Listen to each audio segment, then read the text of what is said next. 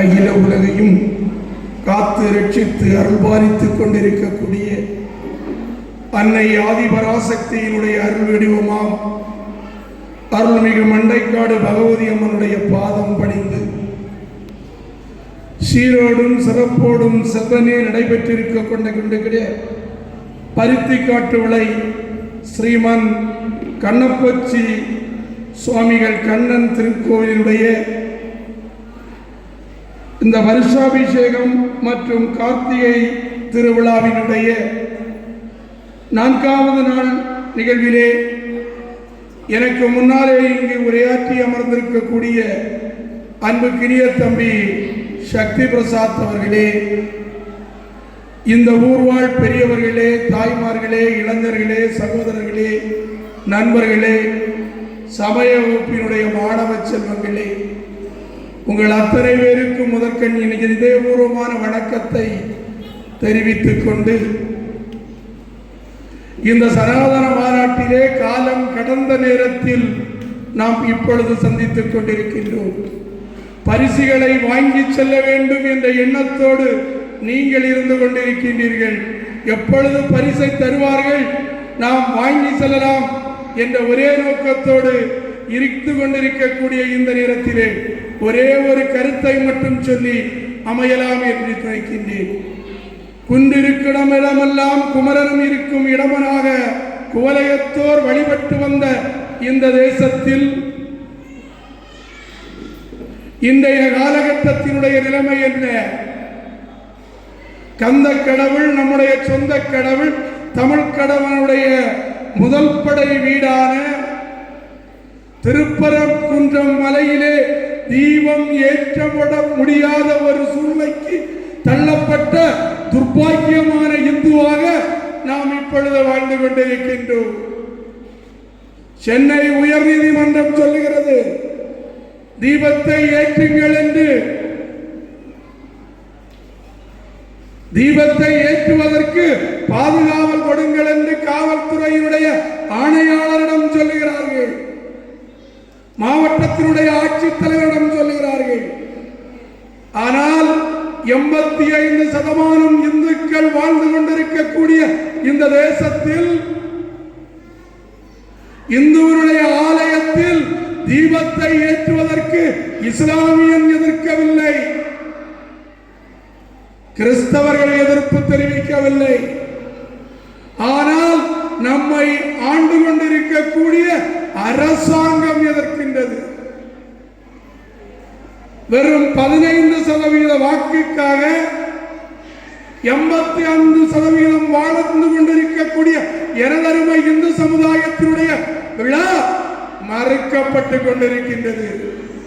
என் அருமை சகோதரர்களே, நாம் எந்த காலத்தில் வாழ்ந்து கொண்டிருக்கின்றோம்? பரந்து விரிந்த பாரத தேசம் எந்த பண்பாட்டுக்கு சொந்தமானது? 300 ஆண்டு காலம் முகலாயர்கள், இஸ்லாமியர்களுடைய படையெடுப்பு, ஆலயங்கள் அடித்து நொறுக்கப்பட்டன, ஆலயங்கள் கபலீகரம் செய்யப்பட்டன. அதை தாண்டி வாழ்ந்து கொண்டிருக்கின்றார் இந்த தேசத்தில் இந்து. 200 ஆண்டுகள் வெள்ளையர்களுடைய ஆட்சி. இதையும் தாண்டி இந்த தேசத்தில் நாம் வாழ்ந்து கொண்டிருக்கின்றோம். இப்பொழுது சொல்லுகிறார்கள் சனாதனத்தை வேறொருப்போம் என்று. சனாதனத்தை வேறொருப்போம் என்று சொல்பவர் யார்? இந்த தேசத்தினுடைய ஆட்சியாளர்கள். அப்படி என்று சொன்னால், இந்து என்று சொன்னால் இடித்தவாயன் இந்துவுக்கு எதிராக எதையும் செய்யலாம் என்று சொல்லக்கூடிய ஆட்சியாளர்களை நாம் தூக்கி எறிவதற்கு தயாராக இருக்க வேண்டும். கன்னியாகுமரி மாவட்டத்திலே இந்துக்கள் ஒற்றுமையோடும் எழுச்சியோடும் வாழ்ந்து கொண்டிருக்கக்கூடிய கிராமங்களில் நம்முடைய பருத்திக்காட்டு விளை மண்ணும் ஒரு ஆன்மீக மண். நான் அந்த நேரத்தில் சக்திட்டா தான் சொன்னேன், இந்துக்களாகிய இந்துக்கள் இந்துக்களாக வாழ்ந்து கொண்டிருக்கக்கூடிய ஊர் நம்முடைய ஊர், நம்முடைய ஆலயம், நம்முடைய வளர்ச்சி, நம்முடைய திருமண மண்டபம், நம்முடைய ஒற்றுமை, நம்முடைய செயல்பாடுகள் என்றும் இந்து சிந்தனையோடு இந்துக்கள் ஒற்றுமையாக வாழ்ந்து கொண்டிருக்கக்கூடிய ஒரு மண்ணிலே நாம் தவழ்ந்து கொண்டிருக்கின்றோம். இதை நாம் உணர வேண்டும். நம் தேசம் காக்கப்பட வேண்டும், நம்முடைய சமுதாயம் காக்கப்பட வேண்டும்.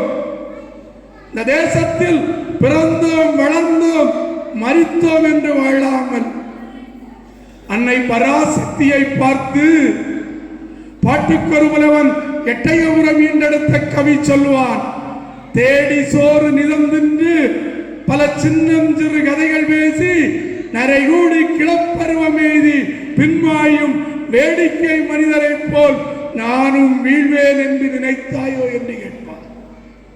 அடியே பராசக்தி, இந்த தேசத்தில் வாழ்ந்து கொண்டிருக்கக்கூடிய சாதாரண மனிதனை போல் தினசரி வேலை செய்து அதில் கிடைக்கின்ற வருமானத்தில் நான் உணவு சமைத்து அதை தின்று பின் நரைகூடி கிளப்பருவம் எய்தி பின்பு எனக்கு வயது மூர்த்து நான் கிழவனாகி இறந்து போகின்ற சாதாரண மனிதனாக நான் இல்லை என்று சொல்வார். அந்த எண்ணம் நம் ஒவ்வொருவருக்கும் வந்தாக வேண்டும். இந்த தேசத்தில் பிறந்தோம், வளர்ந்தோம் என்று இல்லாமல் இந்த தேசத்திற்காக நாம் என்ன செய்தோம்? பருத்திக்காட்டு மலை மண்ணிலே நாம் பிறந்திருக்கின்றோம் என்று சொன்னால் இந்த மண்ணுக்கு, என் தாய் திருநாட்டிற்கு உண்ண உணவும் உடுக்க உடையும் சுவாசிக்க காற்றும் எடுத்துக் கொண்டிருக்கக்கூடிய என்னுடைய தேசத்திற்கு நான் என்ன செய்தேன் என்பதை சிந்தித்து வாழ வேண்டும். அவர் இவர் போல் நாம் வாழாமல் அடுத்தவர்களுக்கு எடுத்துக்காட்டானவர்களாக நாம் வாழ வேண்டும். ஐயா வைகுண்டசாமி சொன்னதை போல் ஒன்று சொல்ல ஒன்று கேட்டு நாம் ஒற்றுமையாக வாழ்ந்து பழக வேண்டும். நமக்குள் 1000 கருத்துகள் வேறுபாடுகள், நமக்குள்ள 1000 சிந்தனைகள், நமக்குள் 1000 பிரச்சனைகள் அத்தனை இருந்தாலும் அத்தனையும் மறந்து கண்ணப்பச்சியை நினைத்து, அந்த கண்ணபுரானை நினைத்து, கண்ணபுரானுடைய நோக்கம் என்ன என்பதை உணர்ந்து நாம் அத்தனை பேரும் ஒற்றுமையோடு வாழ வேண்டும். ஒருவர் சொல்ல ஒருவர் கேட்டு அத்தனை பேரும் அன்பாய் வாழ்ந்து நம் தேசம் காக்க, நம் ஊருடைய நலன் காக்க அனைவரும் அன்போடு வாழ வேண்டும் என்று இந்த நல்ல நேரத்திலே வாழ்த்தி விடைபெறுகிறேன். நன்றி, வணக்கம். பாரத் மாதா கி